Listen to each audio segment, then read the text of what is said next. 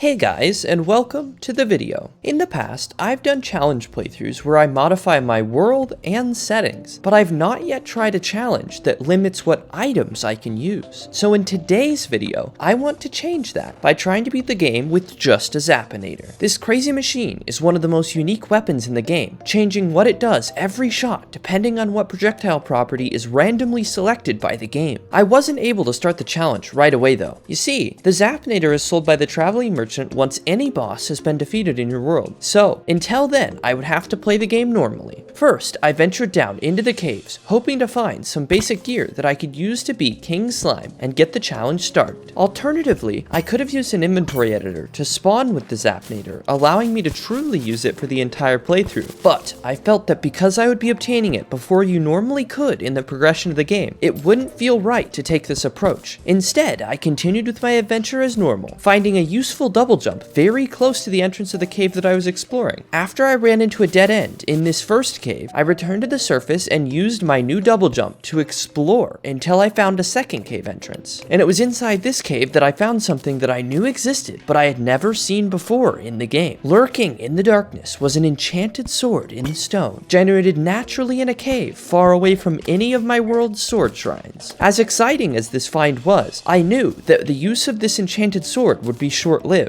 but it would at least provide me with a means of fighting enemies until I got my hands on the gray Zapinator. Deeper in the cave, I found plentiful amounts of resources, as well as a few gold chests that provided me with some useful accessories. With most of the cave's resources exhausted, I returned to the surface and set up a crafting station in order to forge myself a new set of armor to use in my fight against the King Slime. Not wanting to waste any more time, now that I had enough gear, I crafted a slime crown and spawned the blue blob himself. As the fight began, I tried to use a small arena that I had thrown together for the fight, but it became clear pretty quickly that this was not going to work. So I instead deployed the tried and true runaway strategy. Using my bow, I pelted the boss as he continued to chase me across the world. Venturing all the way to the jungle, I had a close call getting stuck in some cobwebs, but fortunately I was able to escape just before the boss reached me. After some more fighting, just as my arrows were beginning to run low, King Slime burst into a group of smaller slimes, marking his defeat as well as dropping some loot. Although the loot was a nice bonus, what I was really interested in was the Zapinator. So now that I had defeated a boss, I returned to the center of my world and began the construction on a house so that I would be able to get traveling merchant visitors. With my house in a functional state and the regular merchant's arrival, I now had all that I needed for the traveling merchants to arrive. So I next crafted a bed and went to sleep. As morning arrived, so too did my first traveling merchant, but unsurprisingly, he did not sell the Zapinator, so I returned to bed. My next awakening, though, was not due to a traveling merchant. Instead, a certain floating eye decided to pay me a visit. Not wanting to progress any farther before getting the Zapinator, I decided to let the boss do what it wanted and then returned to my bed, awaiting the arrival of another merchant. As more and more days passed without getting my hands on the Zapinator, I began to wonder if the King Slime even counted for the criteria of obtaining the weapon. On the wiki, it says that the Zapinator would be sold after any boss had been defeated, but I know that sometimes King Slime doesn't count for things that other bosses do. So after speaking to dozens of traveling merchants and spending literal hours of my life AFK waiting for more to spawn, I finally decided that I wasn't going to continue waiting for something that was potentially unobtainable at my current progression. So, as the next night fell, I grabbed a summon and spawned the Eye of Cthulhu again, this time with the intention to fight. As the battle began, I used my enchanted sword to start chipping away at the boss's health, and after a bit of time, I switched to using my bow paired with jester's arrows so that I could pick off the servants that the boss was spawning while doing more damage to the eye. As the boss entered its second form, I began to use a similar strategy as the one from the King Slime fight by running away from my small arena now that the boss was faster and more dangerous. As the fight continued, I began to worry that I would need to make some more terrain preparation for the battle as Cthulhu continued to ramp up his attacks. But just as things were beginning to look bad for me, I got a flash of deja vu as a fallen star struck the eye, dealing massive damage. With this help from the game, I managed to finish off the boss and claim my loot. On top of obtaining the useful Shield of Cthulhu, this fight also meant that without a doubt the Zapinator was obtainable. So I returned to my base, and after another long session of AFKing, I finally had a traveling merchant offer the Zapinator to me. With the true challenge finally underway, my next quest was taking out the Eater of Worlds. In my corruption biome, I began to construct an arena for the fight. With a platform placed and some land flattened, I used some bombs to destroy shadow orbs, which initiated the fight. Once back on the surface, I began to use my newly obtained Zapinator to damage the worm, but I quickly realized that my single cloud in a bottle and 240 health was not going to be enough to beat the worm. Returning to the drawing board, I decided that fledgling wings would be a huge improvement to my dodging capabilities, so I began to dig a elevator in hopes of finding some gravitation potions underground that I could use to search for floating islands. After a good bit of digging, I noticed a chest above a spider cave that I was exploring, and inside were the purple potions that I was after. Using these two gravity-defying concoctions, I explored the skies of my world and discovered quite a few floating islands. Unfortunately though, I was unable to find a pair of wings in the 4 chests that I had looted, but thanks to an experiment that I did long ago, I knew that there was at least one chest in my world that contained the wings. So using some rope, I began pillaring up to the gaps in the sky that I had missed with the potions, and before long, I found the wings that I was after. Soon after I had concluded my skyward exploration, I got a message that the goblins were on their way to attack. Seeing this as an opportunity to get even more powerful gear, I prepared to take the goblins head on. As they approached, I used my Zapinator to fend off the advancing army. The goblins were quite strong in numbers, giving me quite a challenge, but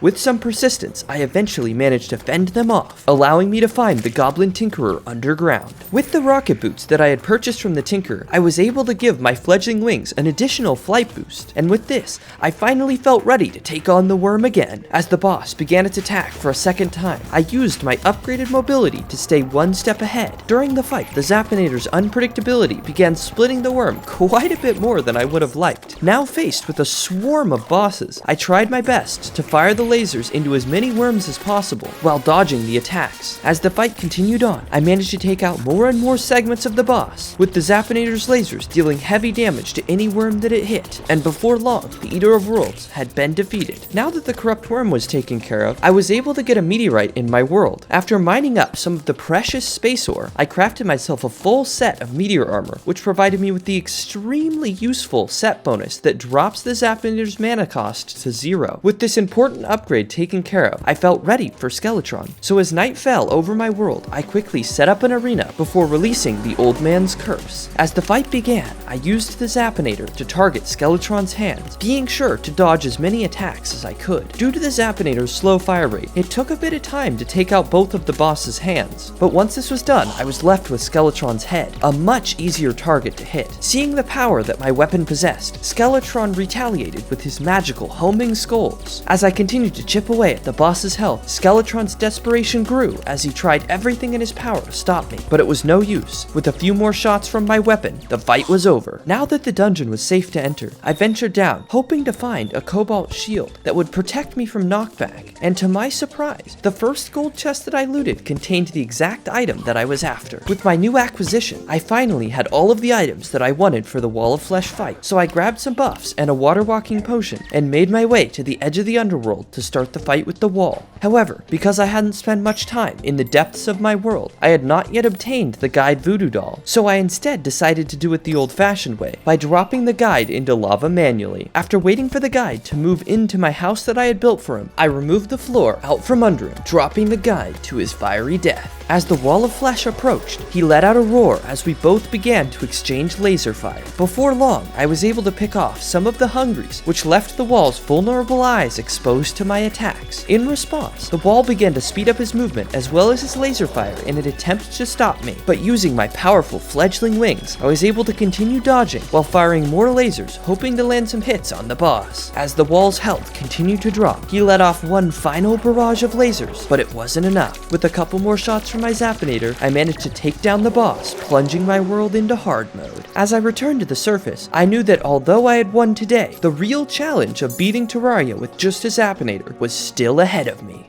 If you enjoyed the video, consider subscribing to be notified when I upload part 2 in the future. And if you'd like to see live gameplay, I have a Twitch channel where I stream 4 times a week. There will be a link in the description of the video. But with that out of the way, thank you for watching, and I will see you guys next time.